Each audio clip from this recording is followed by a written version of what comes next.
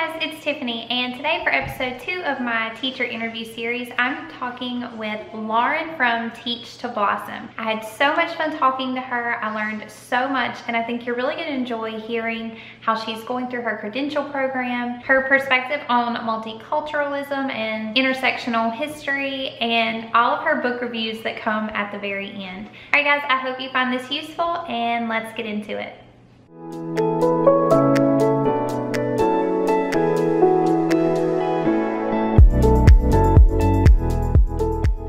Hey guys, so today I'm here with Lauren from Teach to Blossom, and we are going to be talking about her experience with getting her credential and some conferences that she's been to, the books she's been reading, and all the things that are just informing her teaching experience.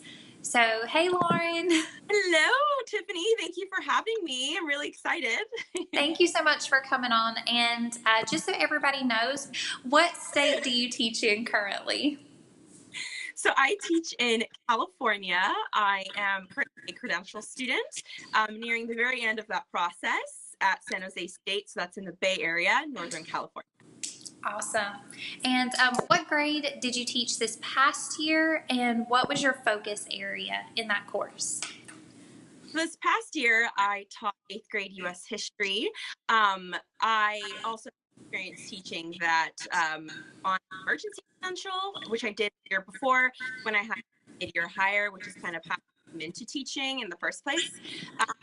And this upcoming year, I will be teaching high school first time government to seniors. So that'll be very interesting, to say the least.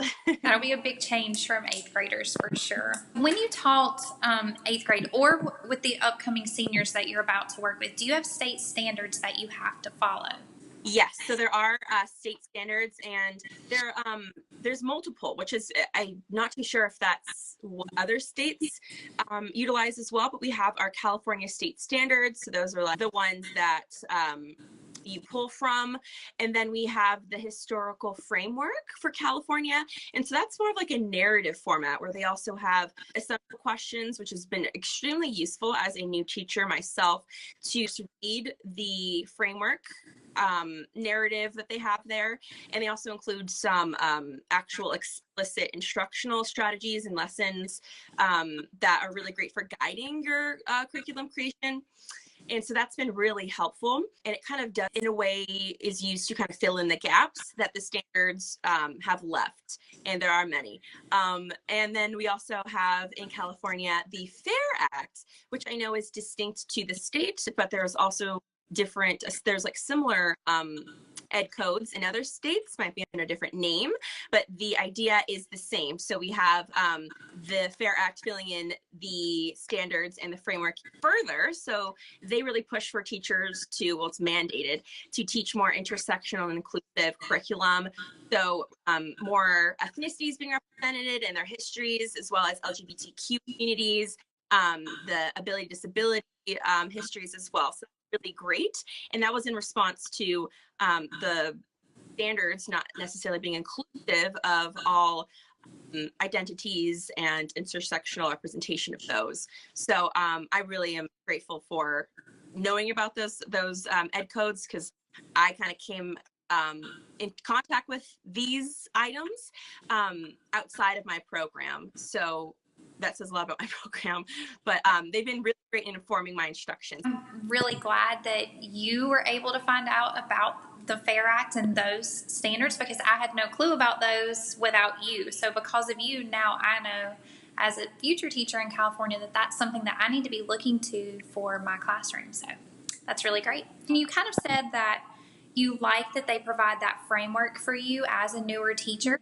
But just standards in general, how do you feel about those? Do you think they should be more broad, or should they be really specific in guiding teachers? Yeah, that's a very good question. I tend to really like the broadness. If there's a way to be broad but specific at the same time, I think that would be great. Right. I know that the state of California tried to revise our state standards for the history and social science curriculum a while ago, and then the response that was the creation of the framework and the FAIR Act. So I know it's easier said than done to make changes on an institutional level, which we know from various different instances. But I like to have the flexibility to choose what I want to utilize in terms of curriculum based off the demographics of my students in my class. So it's really kind of like that gateway into the narrative of history when we were able to incorporate their histories and represent them through a curriculum. And if the state standards aren't including that, and there's holes into that, then that's where I think teachers need to have the opportunity to fill those holes.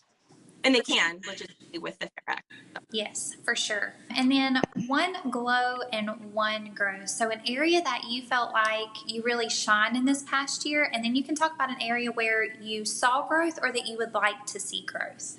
I think in a very general sense, I'll start with my grow. I need to cultivate a little bit more of self-confidence when it comes to following my intuition. There's been many instances when I know that I have a great idea, or I know something is wrong that is told to me that needs to be done, but I hesitate in a way because I feel like, oh, I'm a new teacher, so I'm missing something, right? And I think I always seek out outward validation for the things that I want to do. But then most of the time, I find that research has backed up my intuition, or other teachers have corroborated that is also successful. So it's really important that I just have been continually reminded that my mind is in the right place and my intuition is telling me something. I need to really listen to that, as well as reconfiguring and revisioning how I view assessments in my classroom. Really what I'm taught and have been exposed to is like very recall based tests, a lot of multiple choice, essay format responses. There's value in learning how to write an essay, but also I just want to extend the opportunity for my students to create things, do things with their knowledge, not just in the classroom, but outside it in the larger context of the world. Because there's always that question of, now that you've learned this, what do we do with this knowledge? Are we just learning these things to, regurgitate it back on tests and that's where it ends? Then why are we here in this class? Is it just to get grades so we can move on? Like, it's just, what are we doing in this moment and what is our purpose? And something I've been really excited about this past semester and even before is the establishing of relationships with my students. Being able to see my students, my previous 8th graders now in high school, as I've gone to visit them there, seeing that they still remember the lessons that I did like a Tupac poetry analysis unit. Right. And they were super into that, and they were talking, I overheard them talking to one of their peers while I was in like one of their high school classrooms, and they're like, oh yeah, like she's really cool, we did this Tupac essay, whatever. And so like that has been really gratifying to see that the relationship I'm establishing with these students through the curriculum and our time in the class leaves a mark. And so that was like a shining thing for me. And when you talked about external validation, like that's actually the good kind of external validation, when the kids are there and they're like, I remember you, I remember this lesson. Like that's so good. Yeah, and that's like, almost think of it as like assessment too. Like that's feedback that you're getting from students. It's like as the teacher, you're assessing your feedback. For sure. Like if we don't take their feedback, they're everything. They're like the whole goal of everything. So I think that's awesome. Talking about those kids that you worked with last school year, what are some challenges that you faced during that semester with them? There were some definite challenges. Definitely goes back to assessment. So that's kind of where I came into contact with the biggest hurdle. I remember grading their essays, or grading their multiple choice tests, just feeling like, or creating multiple choice tests and feeling like there was something inherently wrong with this form, like creating these judgments based off of like a paragraph response to a question that was so broad, and I just feel like there has to be a better way to assess and like really reimagine or like have a better understanding of what I want them to get out of my course. Is it that I want them to just regurgitate information, or do I want them to be really focusing, okay, so now that I have this piece of knowledge, I know how this part of history works, or this part of government. Okay, so then how can I use this knowledge for myself in a way that resonates best with me? So moving toward more action-based learning, extending their learning in that regard. And also, I think because of my background in journalism, which is where what I got my undergrad in, and I did also minor women and gender studies, I left skills that are necessary in teaching history effectively. So that's why I do intend to get my master's in history, but I think there was that challenge of historiography and historical thinking skills, which I've tried to, through reading on my own, self-study, and going to conferences, professional development, workshops, try to fill in those holes. But that was definitely a challenge. Right. I think it's really impressive that you have taken the initiative and recognized that there's a hole there for you, and that you're taking steps on your own. You're not just waiting for somebody to come in and be like, hey, there's a little something missing, let's work on this. You actually reflected on your own practice. So that's really impressive. Would you give any tips to someone who's maybe in a similar situation as you? Maybe they have that journal or like a different background, or they're just coming in to teach that focus area or grade. What tips would you give them? I would definitely suggest connecting with your community. So the community that you're working with, one of the biggest revelations I've had this past summer is how important it is to localize history and to really start students off with a unit that really has them, like any new area of study, has them contemplating, okay, so what do I think about this? How does this apply to me on a community localized level? And I definitely think seeking out opportunities to better yourself through professional development, and just even interacting with people on Instagram and building your community that way. I have just had so many transformative experiences because of my interactions with people on Instagram, or when I did my professional development this past 2 weeks, when I went to those conferences, just seeing what other people are doing, just you feel so seen and acknowledged, like other people like yourself, other teachers with the same values and vision are doing what you want to do. It's really gratifying, and it is very much a motivating factor for me. So I had just other people seek out those that share the same values, that have the same goals, and in a way, like people always like those kind of teachers always kind of find each other. Like they do. It's that kind of world, because energy is just so strong and powerful, and it's kind of, if you seek them out, like your people will come. For sure. That's definitely true. Building a good foundation of people who can support you and help you build that confidence to do those big things in your classroom is really good. Speaking of your conferences, I kind of wanted to ask you about that. You were at UC Berkeley, and can you tell us what you thought about the conference and something you took away from that? Yeah, I went to 2 different conferences at UC Berkeley, and the first one was all about teaching historical thinking. So that's really where I was able to learn the power of localizing history and to make it more personal to students and have more of that action-based assessment at the end. And the second week was all about ethnic studies, and not just like if you were a teacher of an ethnic studies course, but had to include ethnic studies into any type of social science class. So that was, both weeks were incredibly mind shifting. The first week was very technical, but the second week definitely more reflective on us as personal educators and as like people.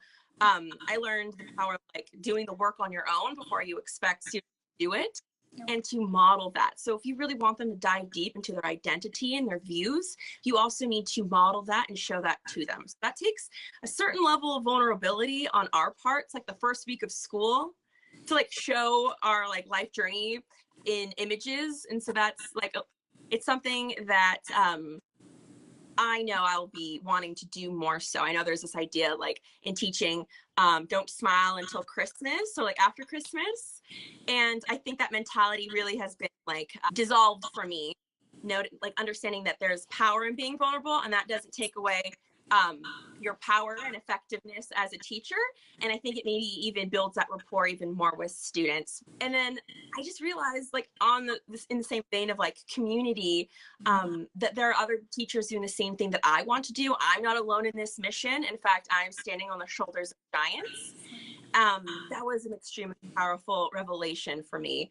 And it was just extremely helpful being able to bounce ideas off of other teachers. And I have like my curriculum plan mapped out for next semester when I teach government, but that's where I stop. That's where I wait until I meet my students, figure out their background, their identities, the demographics of the class, their abilities, and then I'll be able to really personalize it and craft it at that point.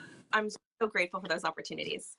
You have definitely inspired me to try to seek out more things to do on my own. And I wasn't even at those conferences, and I'm excited about all that you learned. So I can't wait to see you weave that in through your course. And yeah, it's going to be exciting. Speaking of your course, you're actually finishing up your credential program right now. So how did you kind of shift into this world of teaching? And it's not a unique credential program, but kind of the way you got into it is really interesting to me. So can you share that?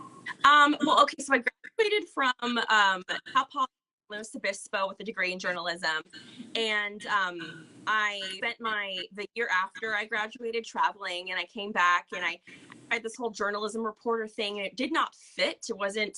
I like the aspect of interacting with others, learning from others, and inherently teaching is like the same thing, just in a different way, especially if you're a history teacher. There's an element of journalists being historians as well. So I think I always was meant to be in that kind of fit of a job, of a profession. And I started substitute teaching at the recommendation of a friend. And then while I was subbing, I found myself substitute teaching at one specific middle school that I really enjoyed the students. I was called by their admin requesting if I would like to teach there, one of their ELA and social studies classes. It's actually two groups of students and had them for 3 periods each day. So it's quite a lot of 45-minute blocks each.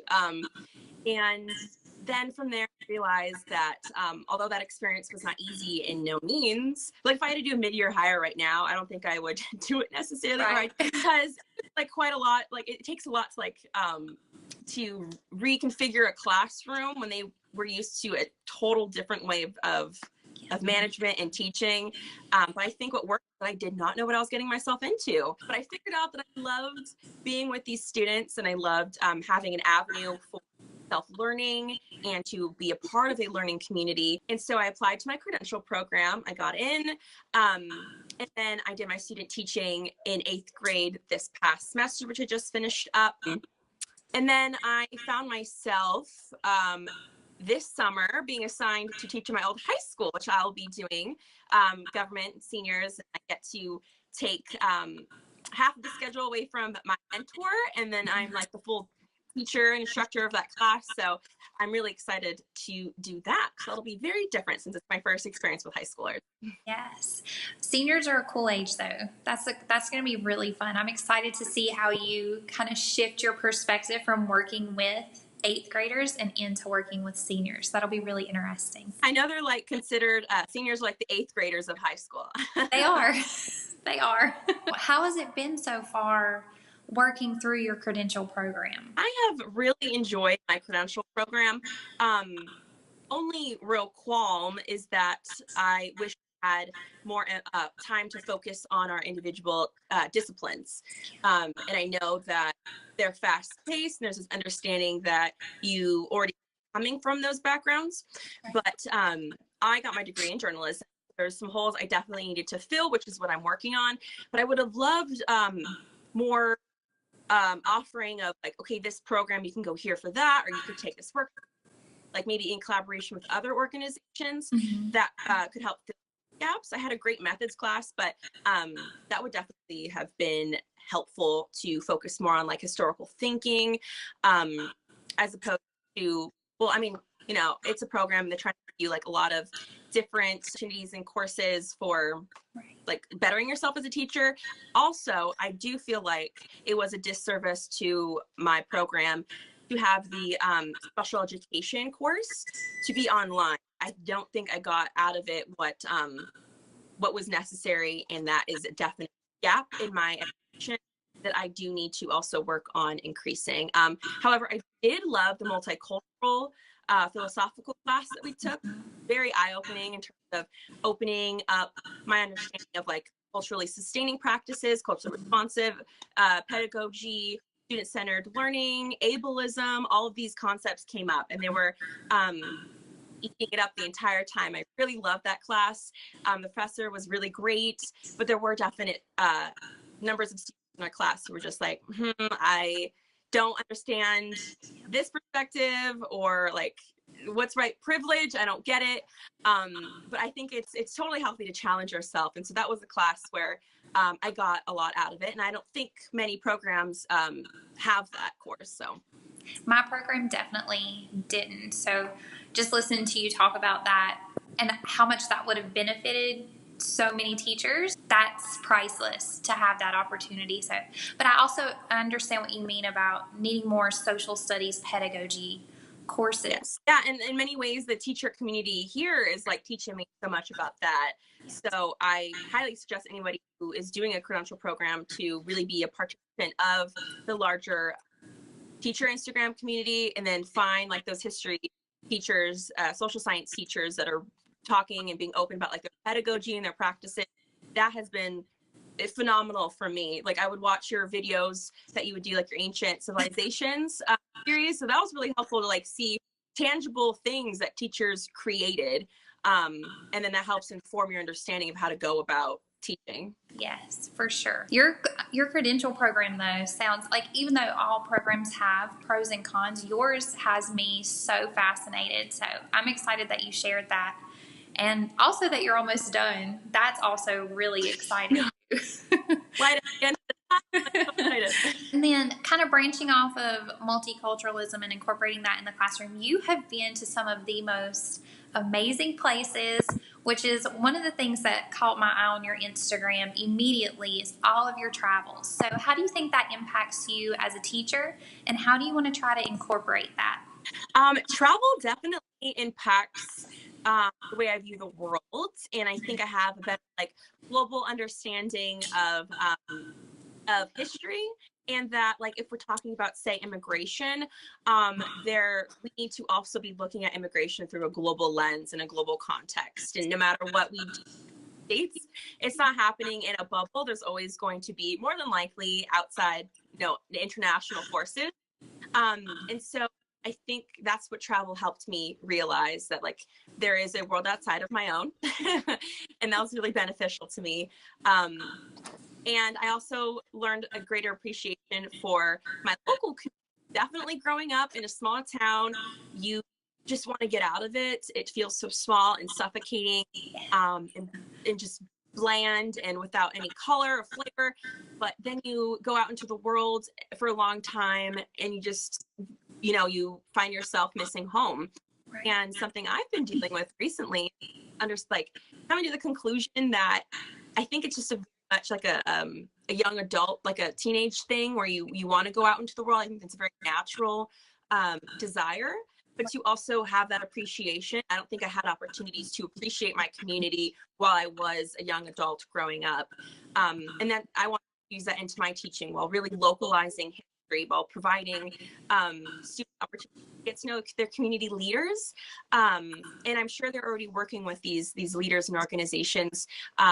So and incorporate that into my curriculum, into the classroom, as a way to create more meaningful learning, and for other connections to be made through that. So I think, in a weird way, traveling gave me better appreciation for my home. Right. Which I think is really interesting, because you always hear teachers who are, doing the work and trying to bring things into their classroom, but it's always national things that you hear about. So I love that you're focused on bringing in the things that directly are impacting your students every day into your history course. Yeah, it's fun. It's not easy. If you're not, like, if you happen to, in California, it's very expensive to live here and to live where you work. So oftentimes the better paying jobs are going to be further away from the community where you're living. So it's kind of hard to balance both, like, being a teacher, being human being, and then also like trying to connect with that new community you like work within. But luckily next semester I'll be at my old high school, so I do definitely have like a home field advantage in that regard. So capitalizing that right now is going to be beneficial for me, not just like right now, but in the future too. Let's talk books. One of the first things that I connected with you about was books. There would be something you would be reading and be like, that's on my list, or I would be reading something, you'd be like, I already read that, it was good, and back and forth. And so what books have you read recently that really influenced you that you would like to share with other people? They can either be teaching related or just something that informed you. Yeah. Oh God. Okay, the list is like probably very currently like middle of 5 books, so try to dedicate time to finishing them before the school year starts, because I know my reading is definitely less opportunities to read when the school year starts.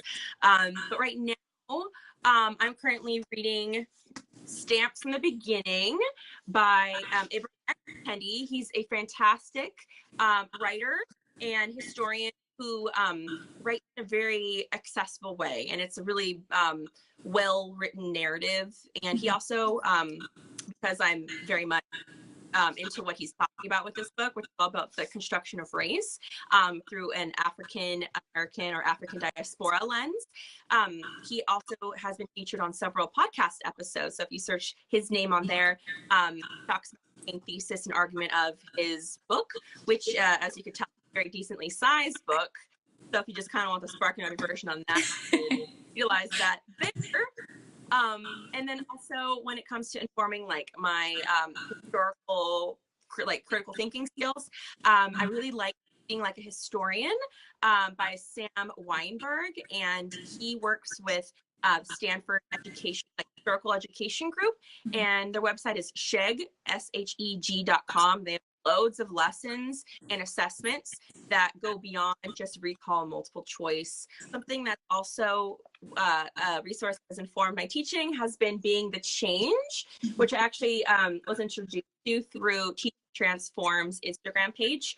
I really like the emphasis on these lesson plans as templates to utilize as like pre-lessons before like getting into certain units to kind of touch on that same theme. So for my political and political ideology unit, I'm going to be utilizing the implicit and explicit bias lesson plan. And that will be helpful kind of set up a configuration of like, okay, so what's our worldviews?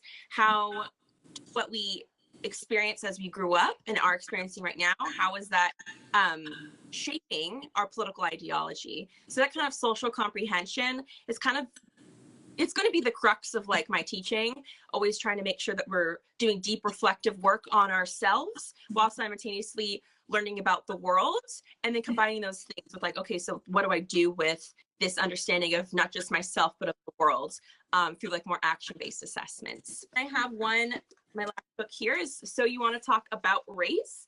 And this has been pivotal for me because it goes beyond gender and race. It really talks about other things like sexuality, cultural appropriation, white privilege, transfer of wealth, all of those things that have really helped inform like my understanding on a self-study personal level, and then to really figure out my levels, like unpack my levels of privilege that I have not really kind of worked through before, because I am a woman of color, and there are still privileges that I've experienced because of my socioeconomic background, but obviously they need to be like worked and unpacked, because I'm going into this classroom of students where they come from different backgrounds, and so I need to make sure that I always acquiring a better understanding of myself, because I'm asking them to do the work too. Yes. And so it's just a fair transfer of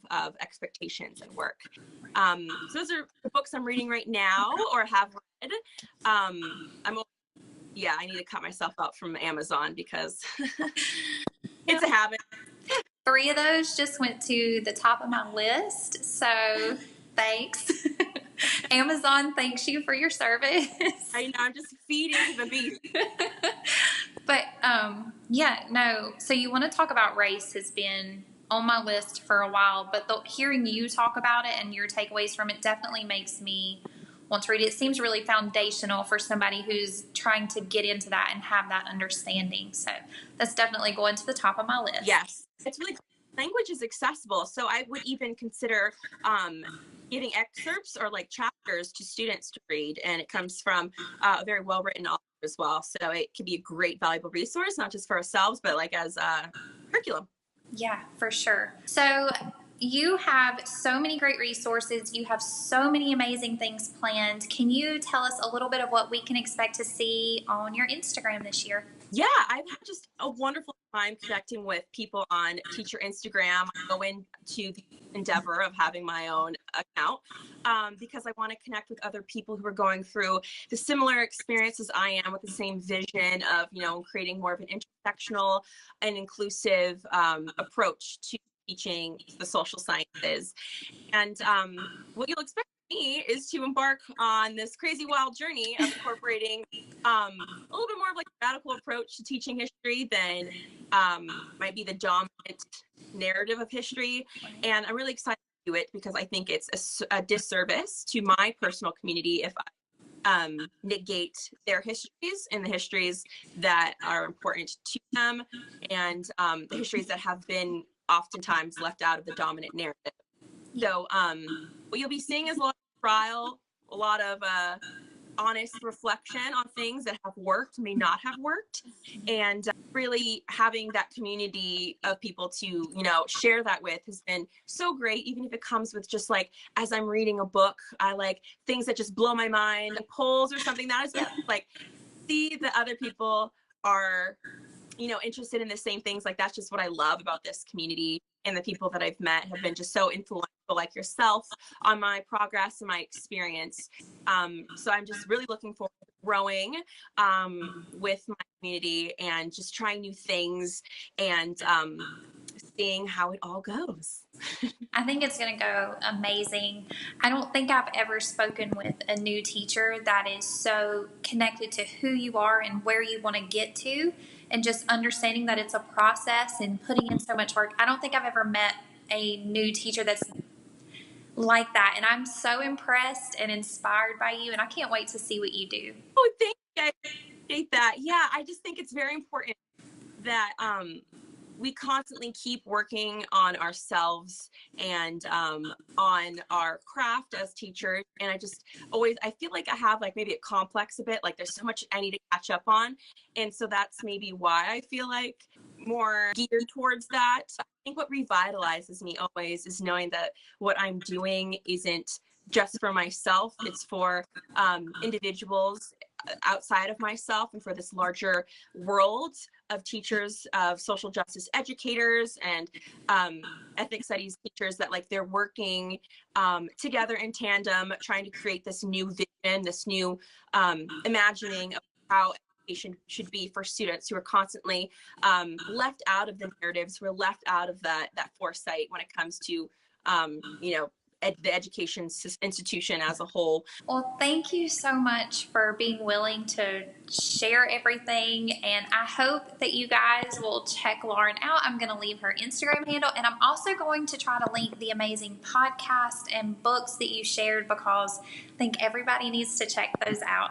So thank you again, Lauren. This was extremely fun, and I feel like I learned so much. Thank you, Tiffany. I'm so grateful and thankful for this space and this opportunity to speak about my emerging career and my life as a teacher. All right, guys, thank you so much for watching. I hope you will go check out Lauren's Instagram. You will love it, and I will see you in my next video. Bye.